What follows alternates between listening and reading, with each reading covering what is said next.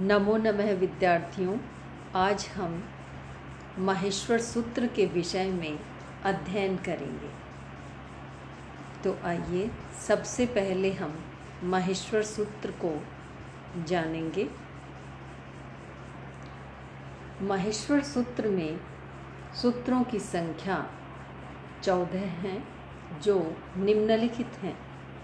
पहला है ऐ उण, दूसरा रील रिक, तीसरा ए ओंग, चौथा ऐ औच, पांचवा है वरट, छठा लण, सातवां यमंगणनम, आठवां झ भय य, नवा घ ढ ध श, दसवां ज ब ग ड दश, 11वां ख फ छ ठ थ च ट त व, 12वां क प य, 13वां श श स र, 14वां हल। इस प्रकार से ये 14 माहेश्वर सूत्र बताए गए हैं। अब हम इन माहेश्वर सूत्रों की उत्पत्ति कैसे हुई ये जानेंगे। माहेश्वर सूत्रों की उत्पत्ति भगवान नटराज अर्थात शिव के द्वारा किए गए तांडव नृत्य से मानी गई है। इसके संदर्भ में एक श्लोक का उल्लेख अष्टाध्यायी में किया गया है। नृतावसाने नटराज राजो ननाद ढक्काम नव पंचवारम उद्धर्तु कामः सनकादि सिद्धान एतद् विमर्शे शिवसूत्र जालम। अर्थात नृत्य यानी कि तांडव के अवसान अर्थात समाप्ति पर नटराज अर्थात शिव ने सनकादि ऋषियों की सिद्धि और कामना का उद्धार अर्थात पूर्ति के लिए नवपंच अर्थात 14 बार डमरू बजाया था। इस प्रकार 14 शिव सूत्रों का ये जाल अर्थात वर्णमाला प्रकट हुई।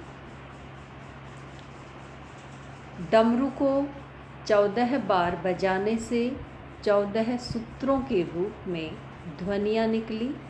इन्हीं ध्वनियों से व्याकरण का प्राकट्य हुआ। इसलिए व्याकरण सूत्रों के आदि प्रवर्तक भगवान नटराज अर्थात शिव को माना जाता है। प्रसिद्धि है कि महर्षि पाणिनि ने इन सूत्रों को देवाधिदेव शिव के आशीर्वाद से प्राप्त किया, जो कि पाणिनीय संस्कृत व्याकरण का आधार बना। अब हम माहेश्वर सूत्र की व्याख्या एवं प्रत्याहार निर्माण के विषय में जानेंगे। माहेश्वर सूत्र के 14 सूत्रों के अंतिम 14 वर्ण क्रमशः ण, क, अंग, च, ट, ण, म, य, श, श, व, य, र, ल ये इत्संज्ञक हैं। जैसे प्रथम सूत्र है ऐ उण, इसका अंतिम वर्ण ण। रील रिक दूसरा सूत्र है, उसका अंतिम वर्ण क, ये इत्संज्ञक है। ऐसे ही प्रत्येक 14 सूत्रों के अंतिम वर्ण जैसे कि यहाँ पर दिखाए गए हैं वे सभी इत्संज्ञक हैं। अब आपके मन में ये प्रश्न उत्पन्न हो रहा होगा कि ये इत्संज्ञक क्यों हैं। तो आपकी इस शंका के समाधान के लिए अष्टाध्यायी में एक श्लोक दिया हुआ है जो इस प्रकार है।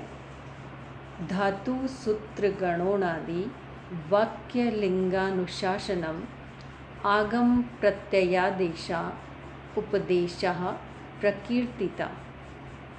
अर्थात इस श्लोक के अनुसार व्याकरण में धातु सूत्र, गण, उणादि, वाक्य, लिंगानुशासन, आगम, प्रत्यय और आदेश, ये 9 स्थल उपदेश के हैं। अब ये इन 9 स्थलों में सूत्र का भी वर्णन है और माहेश्वर सूत्र में 14 सूत्र हैं। तो ये 14 सूत्र भी उपदेश ही माने जाएंगे इस श्लोक के अनुसार। इसके पश्चात हलन्त्यम उपदेशे इत, ये एक सूत्र और है। इस सूत्र के अनुसार उपदेश में अंतिम हल वर्ण की इत संज्ञा होगी। अब जो ये सूत्र हैं इन्हें उपदेश माना गया है, तो जैसे ऐ उण है ये उपदेश माना जाएगा, रील रिक है ये उपदेश माना जाएगा, ए ओंग है ये उपदेश माना जाएगा। ऐसे सारे 14 सूत्र ये उपदेश हैं। और इस सूत्र में हलन्त्यम उपदेशे इत, इस सूत्र के अनुसार उपदेश में अंतिम हल वर्ण की इत संज्ञा होगी। तो अंतिम हल वर्ण कौन सा है इसमें?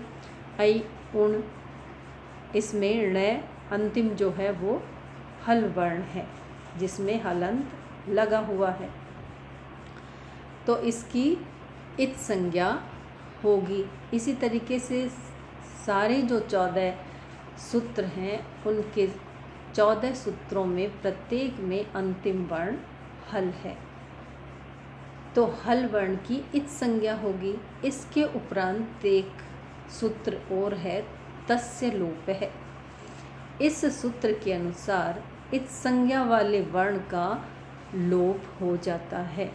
तो ये जो 14 सूत्र हैं माहेश्वर सूत्र, इनमें से प्रत्येक सूत्र का जो अंतिम वर्ण हल वर्ण है उनका लोप हो जाएगा।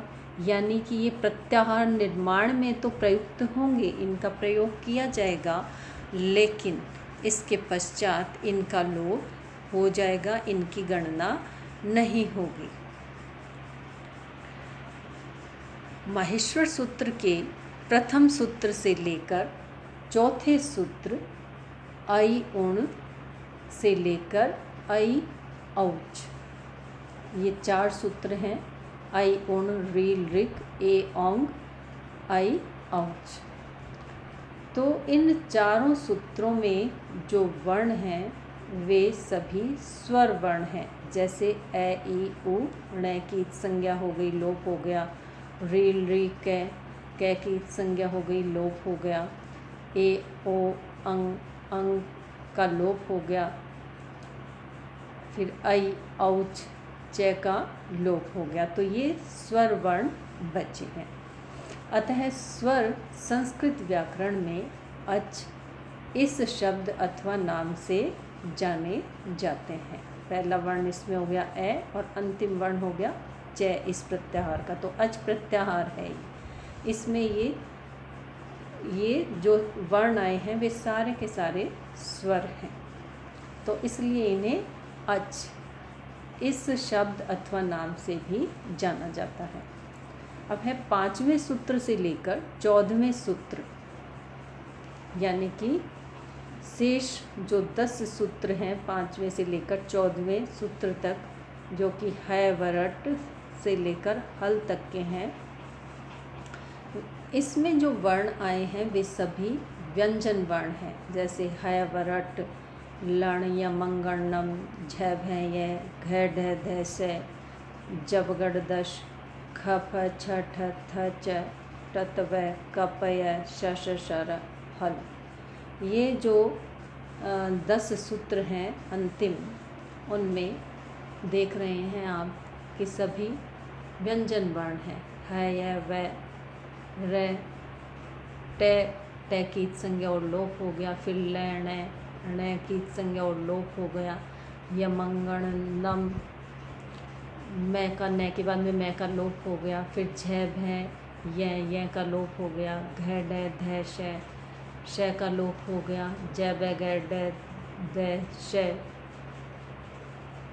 फिर द श का लोप हो गया। ख फ छ ठ थ च, ट त व का लोप हो गया। कै पै य का लोप हो गया, फिर श स रे का लोप हो गया, फिर है ले का लोप हो गया। तो ये अंतिम जो इत संज्ञक वर्ण है उनका तस्य लोपः सूत्र से लोप हो गया और ये सारे व्यंजन वर्ण इसमें हैं। तो अतः व्यंजन संस्कृत व्याकरण में हल इस नाम अथवा शब्द से जाने जाते हैं, क्योंकि हल जो प्रत्याहार है इसमें जो वर्ण आए हैं वे सभी व्यंजन वर्ण हैं, इसलिए इन्हें हल नाम से भी जाना जाता है। अब एक सूत्र और है आदिरन्त्येन सहिता। इस सूत्र के अनुसार प्रत्याहार में अंतिम इत संज्ञा वाले वर्ण के साथ आरंभ का वर्ण बीच के वर्णों की और अपनी भी संज्ञा का परिचायक होता है। इसे ऊपर वर्णित अच एवं हल प्रत्याहारों के विवरण से भी समझ सकते हैं और अन्य भी कई प्रत्याहारों को निर्मित किया जा सकता है। यथा एक जैसे एक प्रत्याहार है तो इसमें ई उ री री ये वर्ण आएंगे। तो एक प्रत्याहार को देखें इस सूत्र के अनुसार तो आदि वर्ण इसमें है ई और अंतिम वर्ण इसमें है कै। तो आदि और अंतिम वर्ण के साथ आरंभ का वर्ण ई हो गया इसमें। यह बीच के वर्ण कौन से हो गए? ई उ री ली, ये बीच के वर्ण हो गए। तो इन बीच के वर्णों की और अपनी का मतलब यहाँ पर हो गया ई, अपनी स्वयं की भी संज्ञा का परिचायक होता है। तो इस तरीके से सभी सूत्रों में इस तरीके से आप देखेंगे। जैसे जश प्रत्यय है तो इसमें जश आदि वर्ण है और अंतिम वर्ण इसमें है श। तो इस इत संज्ञक अंतिम वर्ण के साथ में जो आदि वर्ण जय है वो अपनी स्वयं की और बीच के वर्णों की संज्ञा का परिचायक है। संक्षेप में वर्णों का संक्षिप्त रूप ही प्रत्याहार है।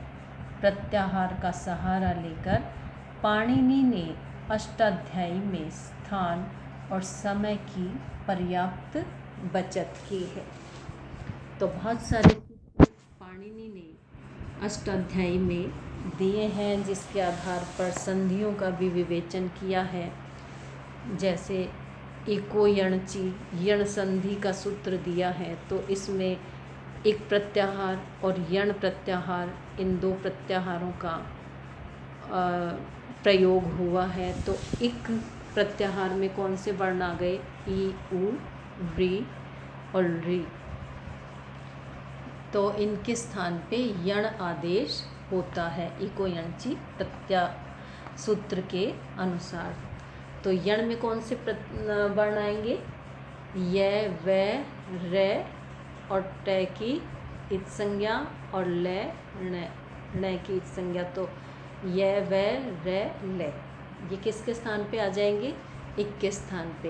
ई उ री के स्थान पे क्रमशः क्या आ जाएंगे? य व रे ले। तो बहुत आसान हो जाता है इस तरीके से संधियों के विषय में ज्ञान प्राप्त करना बहुत आसान हो जाता है। संधियों को समझना आसान हो जाता है, सरलता से उनको समझा जा सकता है। तो ऐसे ही प्रत्याहारों के माध्यम से महर्षि पाणिनि ने अपने स्थान की और समय की पर्याप्त बचत इसमें की है। तो इस तरीके से हम ये भी देख सकते हैं कि ये एक संक्षिप्त रूप है वर्णों का। तो इसलिए संक्षेप में वर्णों के संक्षिप्त रूप को ही प्रत्याहार कहा गया है। तो आज हमने माहेश्वर सूत्र के विषय में जाना, इसकी उत्पत्ति कैसे हुई ये जाना और इस माहेश्वर सूत्र की व्याख्या हमने की और प्रत्याहारों के निर्माण के विषय में जानकारी प्राप्त की। तो मैं समझती हूँ कि आपको ये सब समझ में आया होगा। धन्यवाद।